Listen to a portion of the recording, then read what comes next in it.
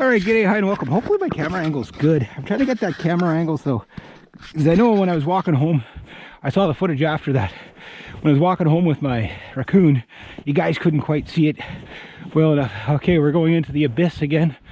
Today I got the GoPro Hero 7 back on. I'll try to keep my video short, but it's about 2 in the afternoon. It's dark, it's fading fast. I don't know who made this nice trail here, but it's a very nice trail, nice and smooth, belly smooth. It's got 2 little runners on it, kind of like somebody dragged a beaver like a mile here yesterday. Imagine that. Imagine having to drag a beaver, a 62-pound beaver, a mile. Make life easy for yourself, they say. Live off the land, they say. Yeah, when you have to do stuff the poor man's way, it always sucks. The tree's a little more upright today. Anyway, I want to tell you some funny trapping stories. Some of them are secondhand. Some of them are third hand. I'll tell you my first trapping experience. It's kind of funny, kind of not. My dad and I are trapping back here way many moons ago when I was just a little gnat, right? And he let me set my first trap that I bought, you know, with the money. You know, back in the day, kids used to actually, you know, work. Like we didn't play video games or like that hardly at all. Like, you know, they were there, but not in the house or like that. They were arcade games, right? And kids used to go outside.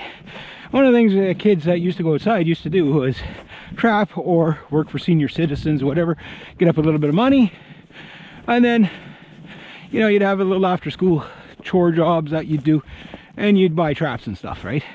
22 shells, traps, whatever it was, you know. It's a big track. So anyway, I bought my first trap, and we got half a beaver carcass, and my dad shows me how to set a trap. Then he let me set one on my own. So I find a pine tree. I literally hang a half a garbage bag or plastic bag with a frozen beaver carcass just hanging in the tree as bait, right? And just nothing fancy about it whatsoever. In fact, everything you probably shouldn't do. Got my prints all over the thing, the trap. I cover light snow on the trap, you know, probably, you know, without covering the trap so that it wouldn't freeze with you know, something like a cloth or a piece of plastic or whatever it would be. And lo and behold, a couple of days later, I have a freaking fisher in it. Very first animal I caught, fisher. Back in the 80s, a fisher unskinned, I got 550 bucks for, which helped me buy my first 22, which I still have to today, the Lakefield. And yeah, so my dad was kind of like, yeah, he was kind of like a little envious because he was like, he says, I spent an hour setting up a trap, I catch nothing. You know, he throws a half a carcass in a tree and catches a, you know, fisher first time out. The second fisher I caught, oh, good fox track here. I caught with, I think again, a ground set.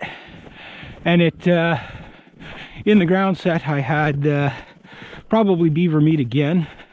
And this fisher wasn't as nice. I got 150 bucks for it unskinned. And that was pretty good.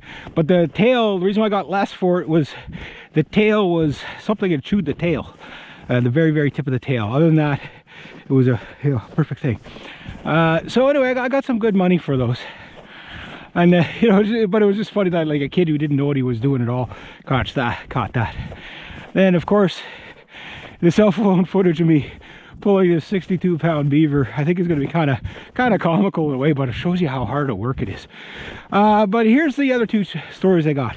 Some funny and some kind of like, whoa, kind of not so funny. And my dad's telling me a trapping tale last night about, I guess he would be, he's my dad's first cousin, so I guess that's second or third cousin for me. I'm not too sure how it works. But anyway, this guy, you know, he's still around. He's a neat old guy.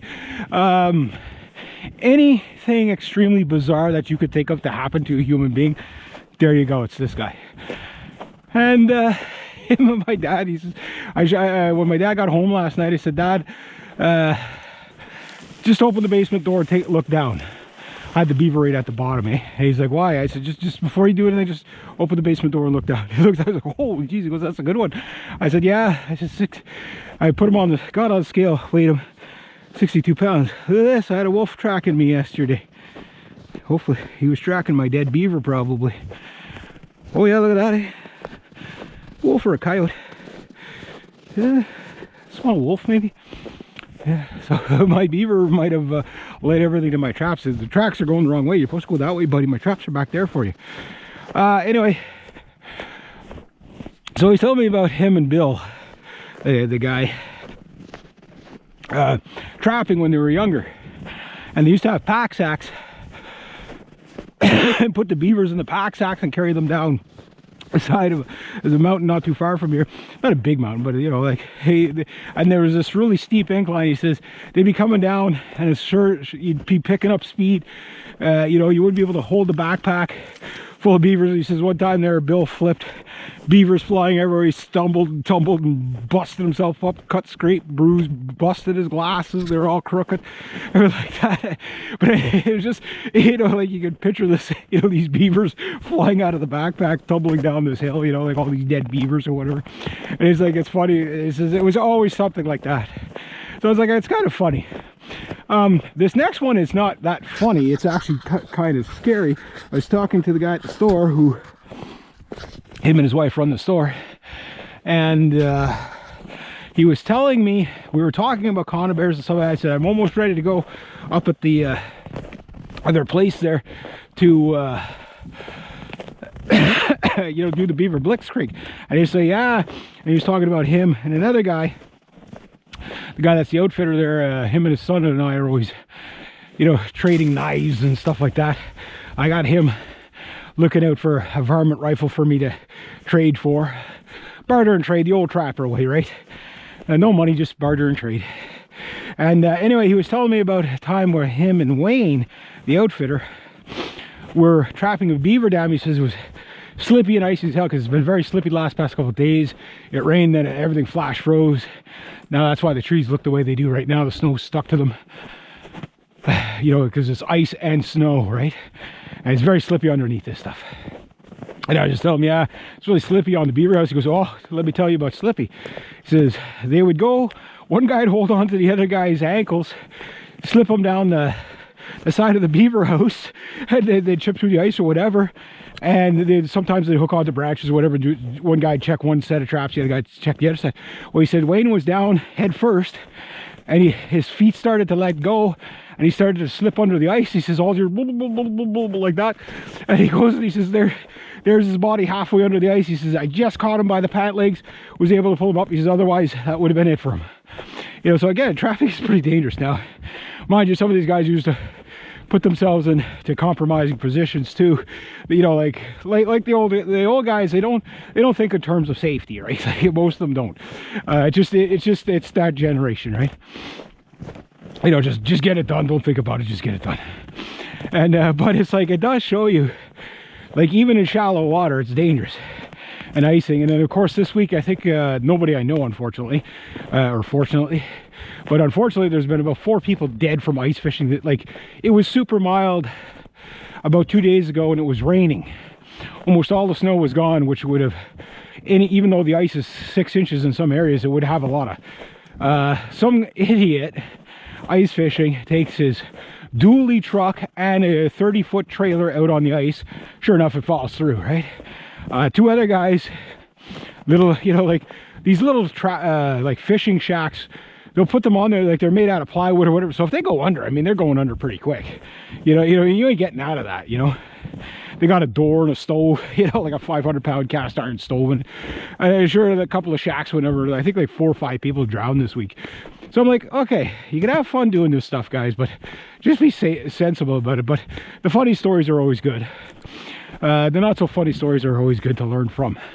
Anyway, I'm gonna get back here, check my traps, and yeah, it's a little late in the day. I'll get back and I'll skin up that beaver, and then I'll be ready to go for the next one anyway.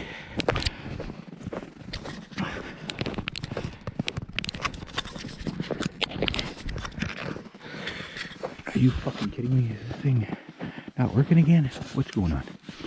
Oh, okay.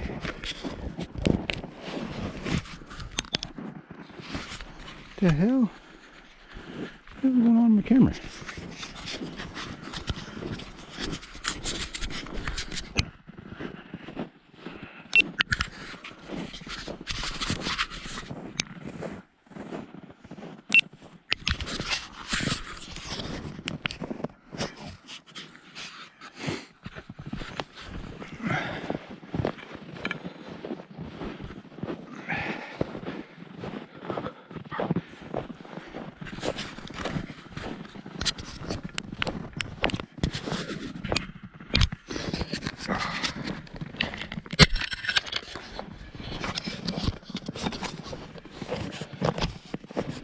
Yeah.